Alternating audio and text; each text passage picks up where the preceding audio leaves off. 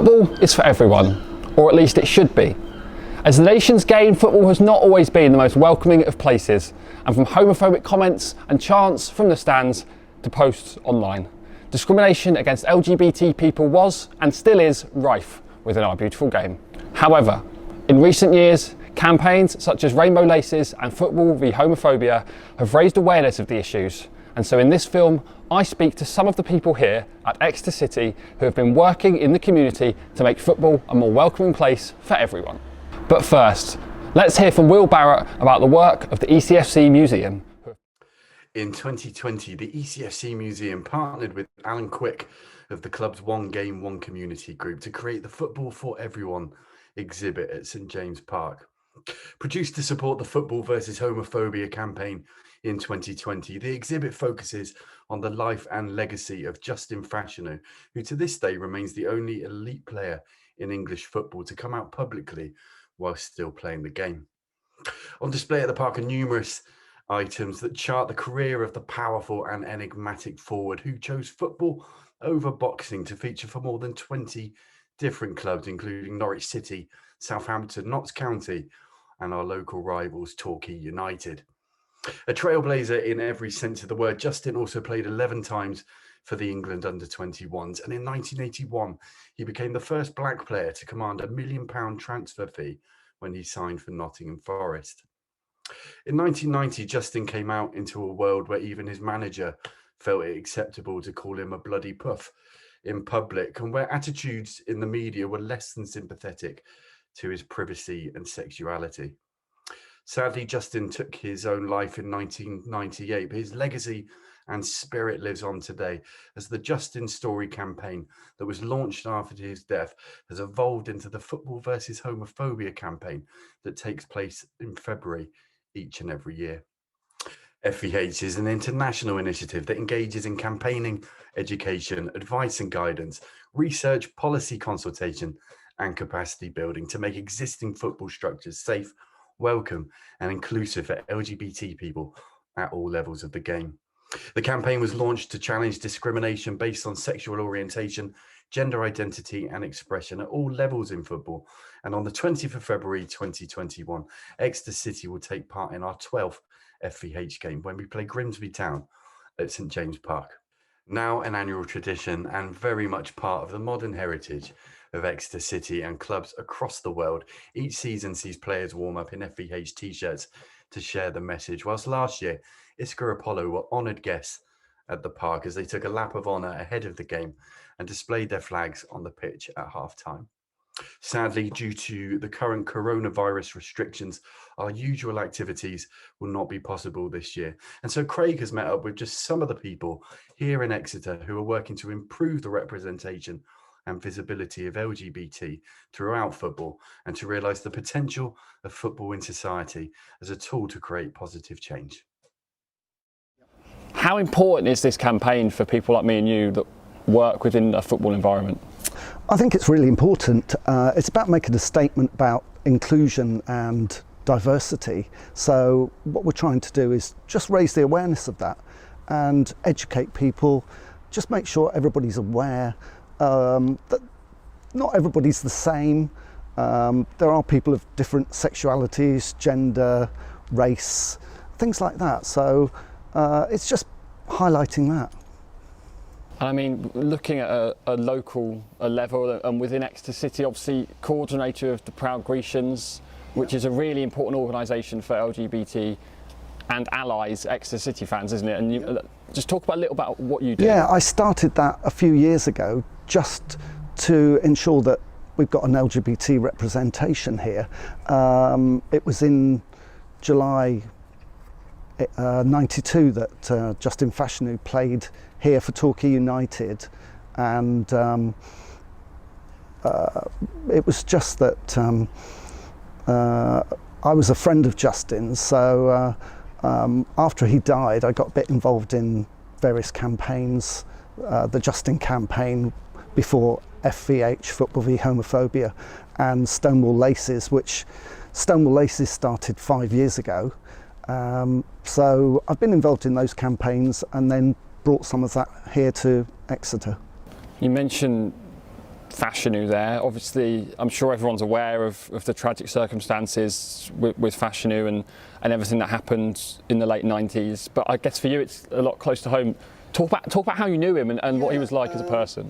He was a great guy. I was a DJ at Box's nightclub down on the quay. It was a dedicated LGBT night, and when he played for Torquay, he used to come along for those couple of years and be a regular actually, and enjoyed the night. So that's how we got to know each other. So we met socially as well.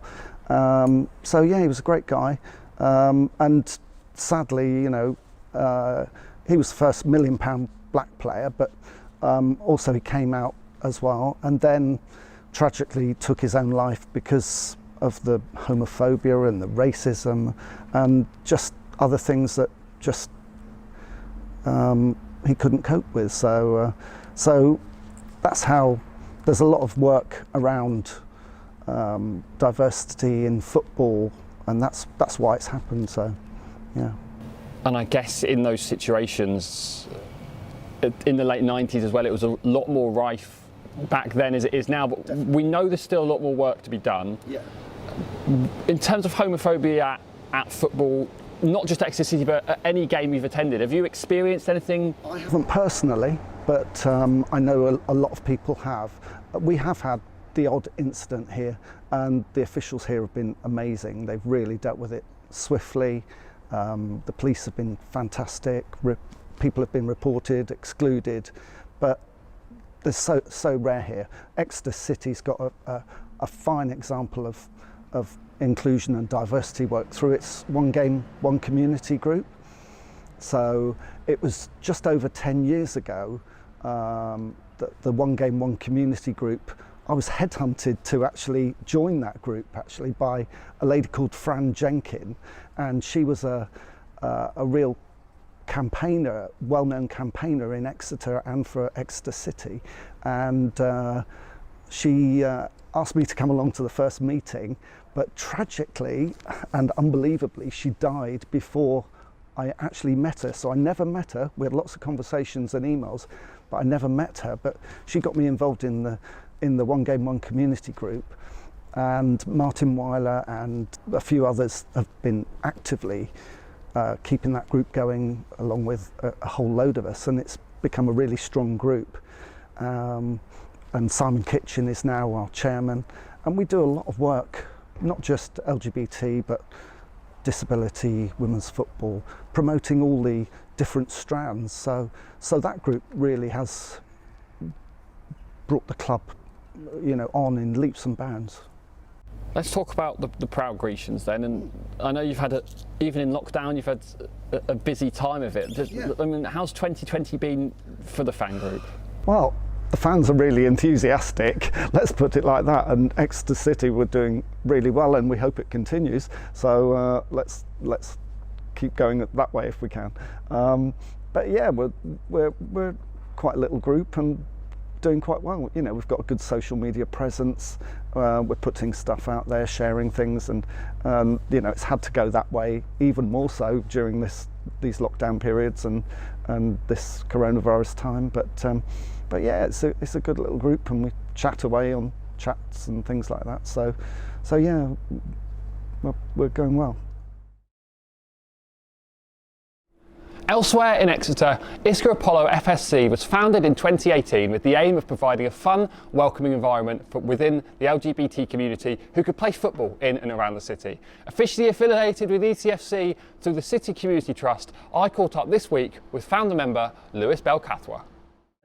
I'm from the West Country originally, but I moved to London and I played for Bexley Invictus when I was living there.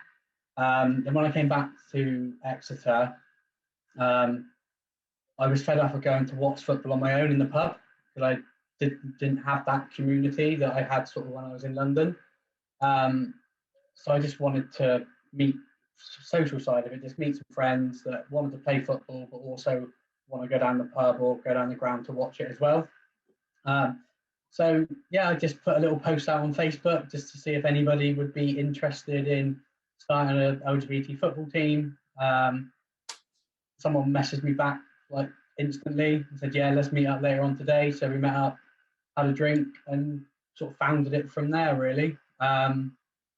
We didn't know what we were doing, if I'm being totally honest. It was kind of, we went in blind and we're like, okay, let's make a football team, shall we? None of us had experience of doing it before, so it was kind of like, what do we need to do now? But yeah, that's why it was founded, really, just to try and create a safe space, but also just a sociable space where people are within our community can play football, and also help people that hadn't had the opportunity to play football before as well. We've got people of all sort of levels. Some have never kicked the ball in their life. Some haven't played football because they were either bullied at school or just felt that because they were lesbian or gay, they didn't have the confidence to play football. So that's why it was created, to give them that confidence again. And how quickly have you been able to build the team? I mean, how many members do you have now? If we get rid of COVID, because obviously it's kind of, at the minute, there's sort of nothing sort of happening. But like before COVID, we had 29 signed up members, mixed of people from LGBTQ community. We also have allies in the team as well. It's quite a mixed bag. Like I said, all different levels of experience as well. Yeah, it grew very quickly. I guess we're at a stage now where we want to start to play more competitively. Like we've had a few, but it's trying to get the commitment to be able to sort of go for away games, because we're part of an LGBT football league, but most of the games, well, all the games are played north of Exeter. So it's just being able to travel. Do you feel that, you know, part of the reason you wanted to start an LGBT football team is because you felt like perhaps a standard Sunday league team wasn't the right environment? I get it, it's more the, like, I think every new environment you put yourself into, you feel like you have to come out every time.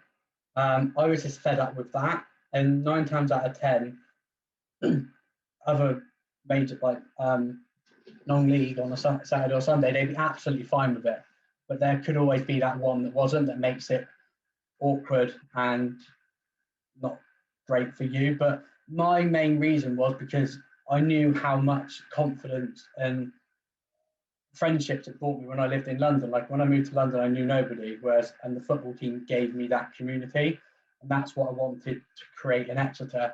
It's just a space where we have that community. I don't think it ever crossed my mind just to join, I don't want to say a normal team, but a normal non-league, like Sunday league team. What sort of experiences of homophobia have you come across since before you started the team and since within football? Before, because I never felt I could play football. I thought I wasn't allowed to play football because I'm gay and gay people don't play football. So I never really had any homophobia within football, because I never put myself in the situation to start with.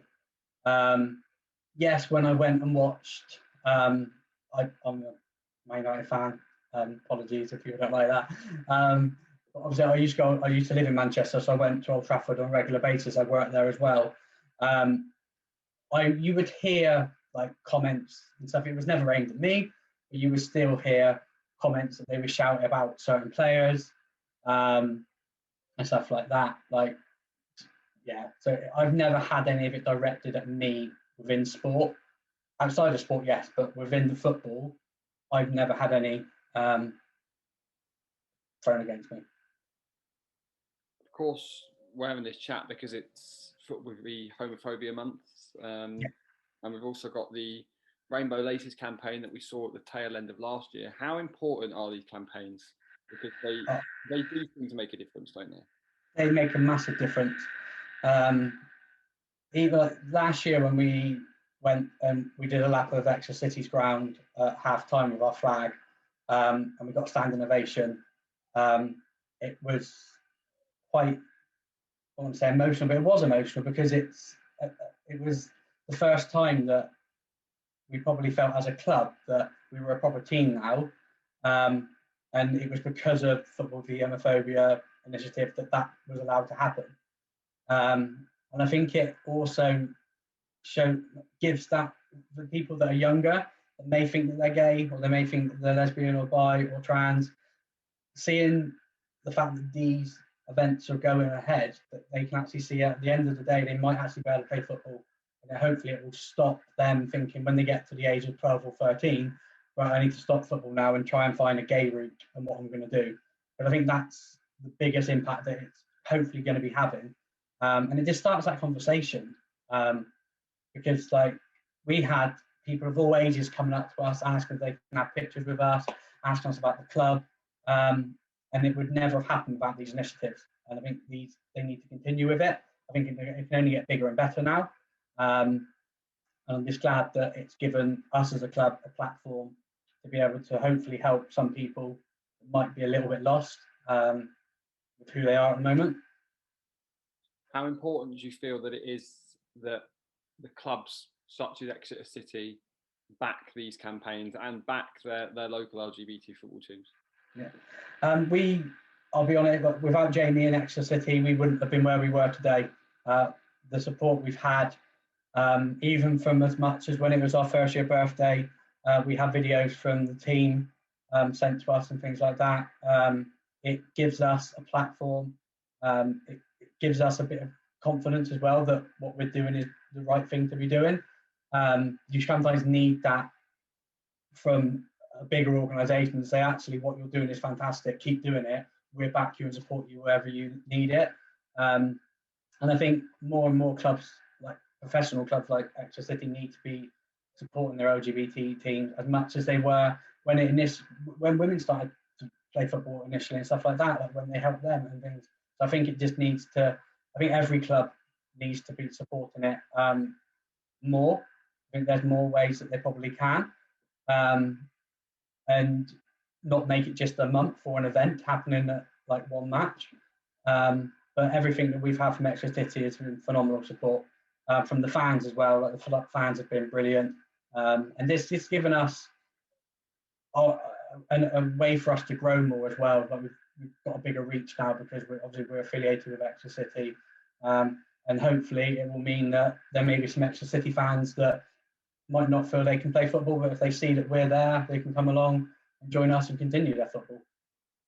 I guess this last question is probably a hard one to answer in the current situation, but what's the future hold for Exeter Apollo? What's in the pipeline? What are you planning? The plan is to keep growing. We want the GFSM, which is the football league that we're sort of part of. We want to eventually be a full member of that and play within the league. At the moment, like previously, we've just done the cups and some of the tournaments, but the plan will be to play on a regular basis, and to try and get as many sort of friendlies in as possible as well. We need experience on the pitch because that's where we're sort of struggling at the moment. We're training, we're doing our practicing and stuff like that. But once you get on the pitch, it's a whole different ball game for everybody because lots of them haven't ever played it competitively. So that's our main goal, is to just try and get as much competitive game as possible. And then hopefully win some cups in the future. We'll see. Quickly then, how can people get in touch with you if they're interested? So we've got a Facebook page, which is Exeter Apollo FSC. We've got Instagram and Twitter. We have got a page on Exeter City Community Trust website as well. So all of our contact details are on there. I'm chairman and one of the founding members, so anyone feel free to message me as well. Anywhere at all. We of course here at Exeter City are proud to be an inclusive club, not just with our supporters but with our staff as well. Both myself and our videographer Caitlyn Elsworthy are proud members of the LGBT community, and I caught up with Caitlyn to discuss her experiences of homophobia and being openly LGBT in the beautiful game. I've kind of come into it this season working it kind of professionally, so I've only ever previously to this kind of seen how fans have reacted on social media, etc., to like rainbow laces and things like that. and it seems like a genuinely more positive kind of experience now, I think, than it has been before. So, when I was younger, it's, encouraging seeing players, especially in big Premier League clubs, openly supporting it, like Henderson for Liverpool, which was, I think, a really important statement, title winning club captain kind of making a statement saying he supports LGBT. And even our own team have been kind of vocal in their interviews and saying if they're able to hear something on the pitch, for example, they're able to report it to a ref. But in terms of, I guess, staff as well, everyone's been, an eyelid is not battered. It's not, there's no discrimination towards myself or those of us, who are also LGBT. Overall, I'd say it's positive, but I think when you again go to the, catalyst of disaster, which is social media, that's when you kind of see these slightly bigoted views kind of coming out the woodwork, unfortunately. But in terms of actually working within professional football, people have been, again, like I said, very, very open and very welcoming, I think. Do you think that these campaigns, such as Short Wolfie Homophobia and Rainbow Laces, are making a difference? And have you seen how they've been making a difference? Yeah, I think for sure. I think I just touched on it slightly then, saying, the captains are obviously donning the rainbow armbands, captain bands, which is great because it's kind of a visual statement is always very impactful, I think, because, words are impactful, but visually seeing something is very like, okay, might not have noticed that before, might go and look up at that and read up on it. But yeah, I think slowly the attitude is changing. I think maybe it's always going to be slightly slower in the UK because of how football culture is. But, if you look at the MLS, you have openly gay players in America, which is really nice to see. Nice to see them being supported by their teammates when I think it was San Francisco, a player suffered homophobia, and the team who were actually winning, they walked off 3-0. I think they were 3-0 up and they walked off and refused to play because of the incident that had occurred. So I think there is change happening, and these events and these campaigns do seem to be making a difference. And what do you think needs to happen for someone to come out in the UK? That's a really difficult one because I think football is, again, it's got this reputation of being a man's sport, but then what is a man? What is a man's man? It's all boiling down to these kind of gender stereotypes and things that are deeply rooted within Western culture. And I think it is going to just take, probably just a brave player to come out, or they're going to need the support of their team. They're going to need support of fans, people that are even into football. We need LGBT community to stand up and support those kind of players. Because as soon as there's a rumour at the minute that there might be a gay Premier League player, the press will come for them and it won't be kind. And that's horrendous to see. So it is just going to be, I think, a case of rallying of arms, really. But these small changes, the attitude of captains saying in their dressing room that anyone is welcome in their dressing room and any player is of any kind of creed, that kind of attitude within the teams themselves is already probably changing attitudes throughout football, which is great. Liverpool captain Jordan Henderson sharing with his millions of followers a picture of the rainbow armband is also a huge step. And of course, here at the park, we have the proud Grecians who continuously work tirelessly to represent the LGBTQ+ City fans. Senior players and the manager have also spoken about why inclusivity matters, and so I also caught up with our skipper Jake Taylor to talk about how we can make the game more inclusive in the modern era. Do you think that campaigns like this, along with the Kick It Out campaigns, Black Lives Matter and all that, do they change the mindsets in the dressing room about banter and what's acceptable, and do these campaigns absorb into the players' minds? I think definitely they do, yeah. I think from when I started playing professional football, 10 years ago or whatever it was now to how it is now, I think, the environment in the change rooms changed a lot to what you feel is, more acceptable to speak about. Like I said before, obviously it's important, people feel comfortable in their own environment and there's lots of campaigns going on at the moment which, you know, are very important, and it's important for us footballers who, you know, have a small platform in League Two to take these things very seriously and try and, you know, make, you know, everyone, you know, realise how important it is to you know, get on board with these different things. So yeah, I think footballers' mindsets over the last 10 years have definitely changed, and it's definitely been a positive reaction. I still think there's a long way to go, but I think it's definitely moving in the right direction. As a captain, do you feel that is a role where you have the responsibility to be the leading voice within the team for inclusion and diversity? I think so, yeah. That's definitely, you know, my role and responsibility is to be a leader and, you know, set a good example to others around me, whether that's, you know, on the pitch, off the pitch, you know, stuff like the Rainbow Laces, Black Lives Matter. It's important to set a good example, you know, all the way around. So, you know, from my stance, it's an extremely important campaign, as the other one. So yeah, it's important, like I said before, to educate, you know, not only myself, but my teammates around me. And as a player individually or in a group, have you ever received any training or any workshops on this particular issue about what is acceptable and again, like why the campaign is what it is?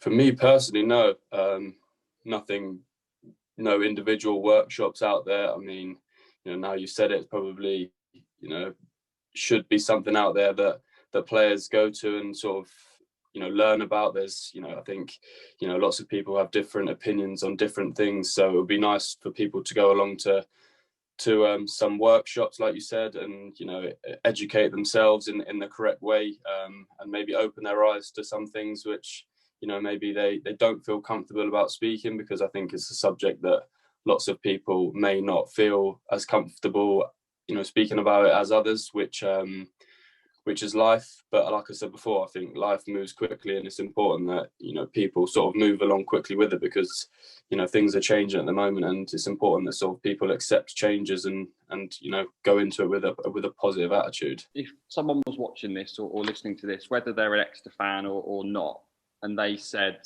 that they felt that, you know, attending games here wasn't for them, or in general wasn't for them because of their sexuality and how the culture at a football game makes them feel, what would you say to that, and what would you say to perhaps get them here? I think, you know, with Exeter, it's, you know, a fantastic club to be at. It's a nice place to be. There's, you know, I know there's going to be a small minority that, you know, might think differently, but, you know, it's lots of nice people. So, you know, football has changed since, you know, I started growing up. You know, a lot more people, you know, come to the game. It's an enjoyable experience, and it's a place where you can come and be comfortable and enjoy yourself in any environment you want to be at. I think football is definitely a release and a happy place for a lot of people. So, yeah, I mean, I would just say that come along, and hopefully you'll be in an environment where you feel you can enjoy yourself and be yourself. Players like Jake, along with the effort and attitude here at Exeter City and elsewhere, are exactly what's needed in the game. We've come a long way since the experiences faced by Justin Fashanu, and today an individual's sexual orientation or gender identity should never be a barrier to participating in and enjoying our national sport. Football is and must always be for everyone.